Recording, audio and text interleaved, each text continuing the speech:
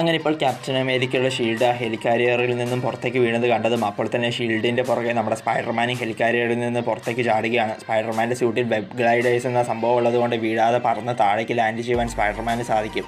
ഇതേസമയം ഷീൽഡ് ആണെങ്കിൽ അതുവഴി പറന്നുപോയിക്കൊണ്ടിരിക്കുന്ന അയൺമാൻ്റെ തലക്കെട്ടും ചെന്നിടിച്ച് സിറ്റിയിലുള്ള ഒരു വീടിൻ്റെ ജനാലയും തകർത്ത് ആ വീടിൻ്റെ ഉള്ളിൽ ചെന്ന് വീഴുകയാണ്.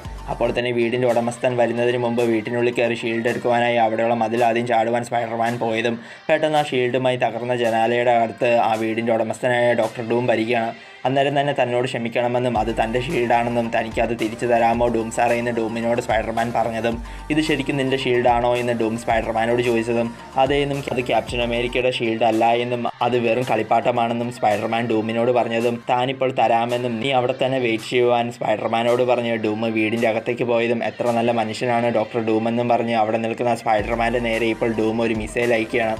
അത് കണ്ട് സ്പൈഡർമാൻ അവിടെ നിന്ന് പേടിച്ചോടുകയാണ്.